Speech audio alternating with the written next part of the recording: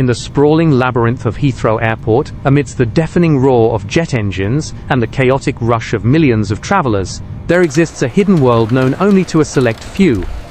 It was here, on a cold Wednesday afternoon in mid-December 2016, that a single piece of luggage defied the rigid logic of border security. Precisely at 3:47 p.m., a suitcase arriving from a long-haul international flight quietly appeared on a baggage carousel, reserved strictly for domestic travelers. This was not a logistical error or a mishandled bag. It was the calculated result of a silent, highly organized breach of the UK's border defences. To understand how such a flagrant violation occurred, we must look at the man holding the keys to the kingdom, Joysen Jhurry. To the casual observer, Jhurry was simply a British Airways baggage handler, a faceless worker in a high-visibility vest, blending into the industrial backdrop of the airfield. But in reality, his position granted him a level of access that was invisible to the public eye, yet immensely valuable to criminal enterprises. With full airside clearance, Jhurry commanded the heavy tugs that towed equipment across the runways, giving him the ability to transport baggage containers between terminals without question. This access relied entirely on an assumption of integrity, a trust that Jhurry had decided to exploit for profit. The investigation would later reveal a troubling pattern of behavior that went unnoticed for far too long. Jhurry's dedication to the airport seemed to border on obsession. He was frequently documented entering the facility on his days off. Once he crossed the security threshold into the airside zone, he operated with near total impunity. Security protocols allowed him to weave freely between aircraft stands, baggage sorting zones, and public carousels. He could climb onto an electric tug, collect a specific container, and deliver it to any location he chose. To his colleagues, these movements looked like the mundane choreography of daily airport life. However, every turn of the wheel was deliberate. Jhurry possessed precise knowledge of which incoming flights carried high-value illicit cargo. He wasn't just moving bags, he was curating a multi-million-pound pipeline. Yet, a localized operation of this magnitude required more than one set of hands. Jhurry was not operating in a vacuum. Beside him was Muhammad Ali, another handler stationed in Slough, who served as his trusted lieutenant on the tarmac. Together, the pair formed the critical insider link that the external network desperately needed. They were not merely low-level participants, slipping a frantic package past a checkpoint. They were the architects of the breach, central figures who controlled exactly how and when specific luggage would bypass the scrutiny of customs officers. The true strength of their operation lay in privileged information. Jhurry knew the schedules, the blind spots, and the operational tempo of the airport security teams. Ali ensured the diversions on the ground happened seamlessly, creating a facade of legitimacy. To the outside world, it was business as usual. But in the shadow of the terminals they had constructed a system that allowed massive quantities of contraband to enter the country, hidden in plain sight at Britain's busiest transport hub. The baggage handlers were merely the hands. The mind of the operation resided beyond the perimeter fence. At the nexus of communication stood Preya Mongra, Jhurry's brother-in-law. He functioned as the vital conduit, the bridge between the tarmac and the organizers, ensuring the timeline was executed with military precision. Phone records would later paint a damning picture. Whenever a flight carrying the consignment was inbound from Brazil, the lines between Jhurry and Mongra lit up. Calls placed before touchdown, during the unloading, and immediately after the transfer created a digital trail linking the airport floor to the command structure outside. But the genius of the scheme and its ultimate vulnerability lay in the role of Wilfred Owusu. Based in Stoke Newington, Owusu managed the logistics of extraction. He oversaw a rotating team of couriers, the individuals tasked with the physical removal of the suitcases from the terminal. Owusu's strategy was designed to render the operation invisible. These couriers did not arrive on the international flights carrying the illicit cargo. Instead, they were booked onto domestic routes flying into Heathrow from cities like Manchester, Glasgow, Edinburgh, or Aberdeen.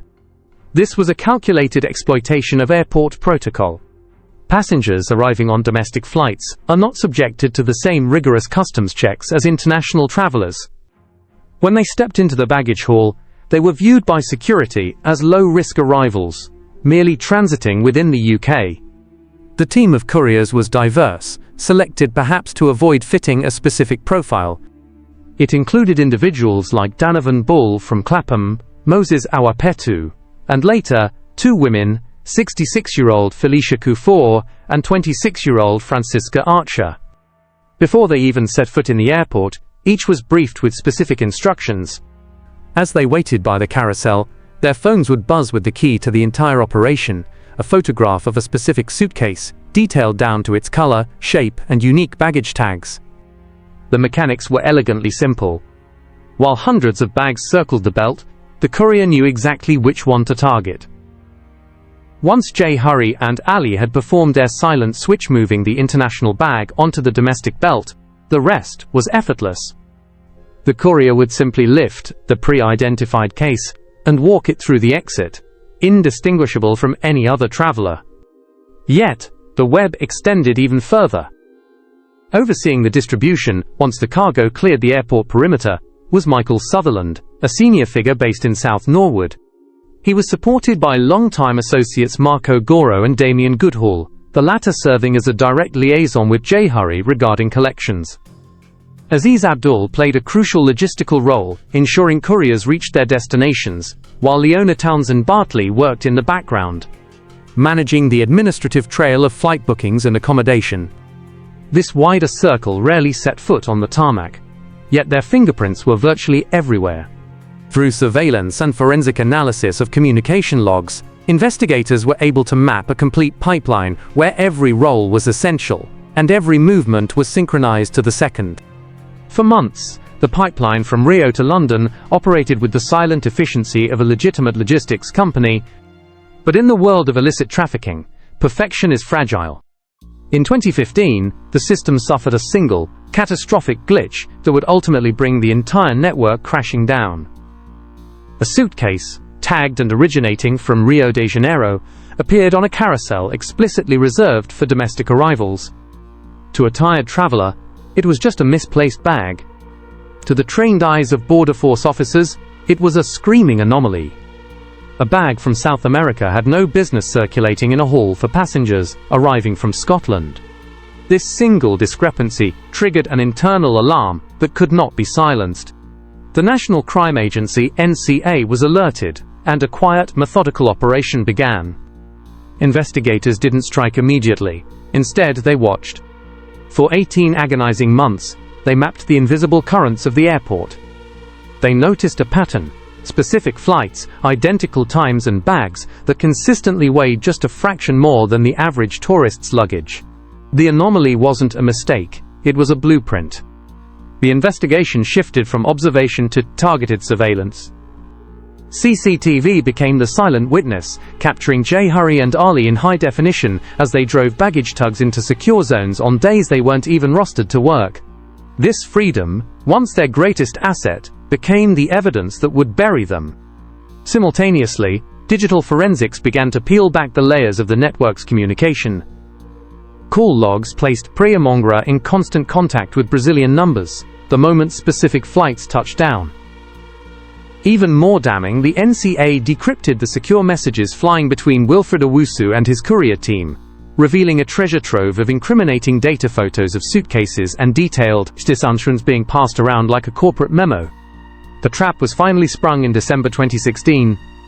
Surveillance teams, hidden in the bustling crowds of the terminal, spotted 66-year-old courier Felicia Kufor. She wasn't acting like a passenger, she was hunting. Her eyes scanned the domestic carousel with a nervous intensity, searching for a bag that the manifest said should NT be there. It was the confirmation investigators needed. The theoretical case had become a real-time felony. On the morning of December 14th, the waiting game ended. In a series of coordinated dawn raids across London and the southeast, the NCA struck. Jhurry was arrested on the very tarmac he had exploited, confronted by officers in the environment he thought he controlled. He didn't fight. He reportedly expressed relief that the charade was over. Across the city, doors were breached and the hierarchy dismantled. Muhammad Ali, Priya Mongra, Wilfred Owusu, and the senior organizers were all taken into custody. In a matter of hours, a network that had moved over 100 kilos of high-purity product was erased. But while the courts handed down sentences totaling 139 years, the corruption at Heathrow had not been fully extinguished. Just as one door closed, another insider was already preparing to open a new one. The dismantling of the baggage handler network was a significant victory for border security, yet the silence it purchased was short-lived. A few years later, a new narrative of betrayal began to unfold, this time involving an individual stationed far higher on the ladder of trust.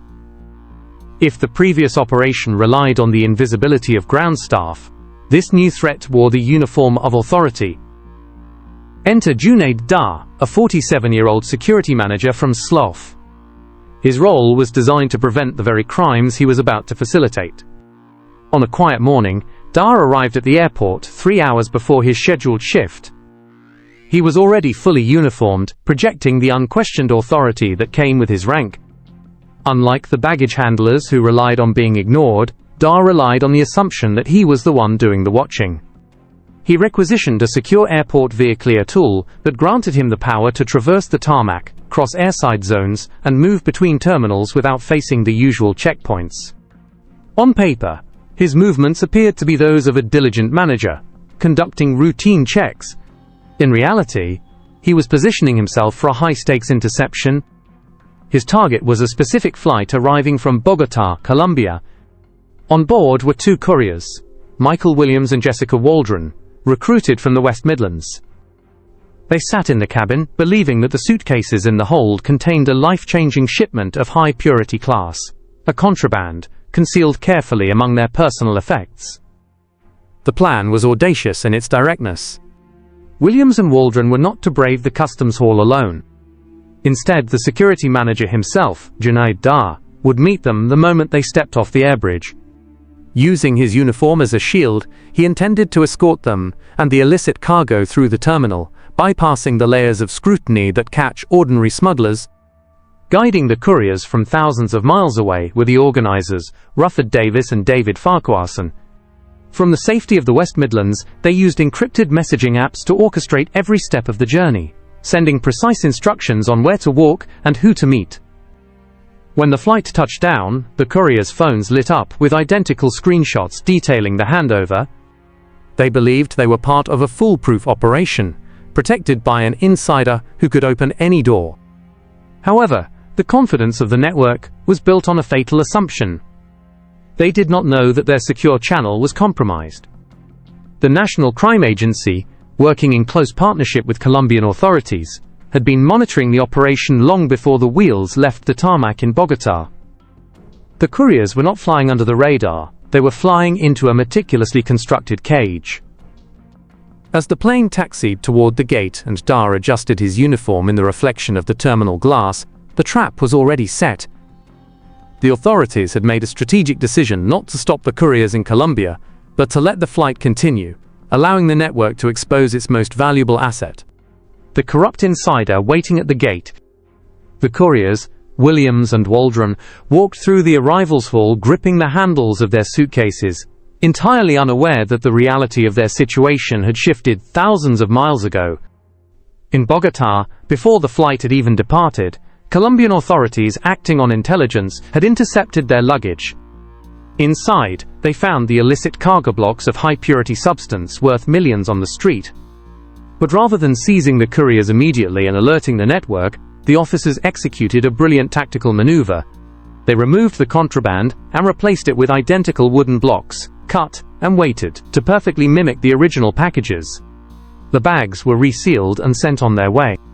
The flight carried no drugs, only the evidence required to prove a conspiracy. When the pair landed at Heathrow, the plan appeared to unfold exactly as the organizers intended. Guided by the instructions on their phones, they navigated the terminal and made contact with Junaid Dar. The security manager, confident in his uniform, steered them away from the main thoroughfares into a secluded restroom area near the exit. There, out of sight of the general public, the handover took place. The couriers passed the suitcases to Dar, believing they were handing over a fortune. Dar, in turn, loaded the luggage into his secure airport vehicle, intending to drive the shipment out of the terminal using his clearance. He never made it to the exit. As Dar attempted to pull away, National Crime Agency officers swarmed the vehicle. The trap snapped shut. The bags he was so carefully protecting contained nothing but wood, yet his possession of them, combined with the digital trail, sealed his fate. Simultaneously, Border Force officers intercepted Williams and Waldron before they could leave the building. The capture was absolute. The shockwave of the operation reached the West Midlands almost instantly. Coordinated raids targeted the organizers, Rufford Davis and David Farquharson. Their encrypted devices were seized, revealing the depth of their control, including the identical screenshots sent to the couriers, a mistake that inextricably linked them to the crime. The network had been dismantled from the source in South America to the distributors in England in a single, fluid motion. Justice was delivered at Kingston Crown Court, where the severity of the sentences reflected the profound breach of trust involved. In August 2023, the full weight of the law fell upon the conspirators. Junaid Dar, the man who had sold his authority, received the harshest penalty, 16.5 years in custody. The judge remarked that his actions represented a gross betrayal, undermining the very security he was paid to uphold. The organizers, Davis and Farquharson, were each sentenced to 14.5 years for orchestrating the route. The couriers, having admitted their role earlier, were serving sentences of over 6 years each. These two cases, separated by time but connected by method, expose a chilling reality about modern border security. No matter how high the fences or how advanced the scanners, the human element remains the most vulnerable point of failure. From baggage handlers to security managers, the insider threat is a persistent shadow over international travel. What are your thoughts on the sentences handed down in these cases? Did the punishment fit the scale of the betrayal? Let us know in the comments below. And if you found this deep dive into the hidden world of airport security compelling, please like the video and subscribe to UK crime documentaries for more investigations into the underworld.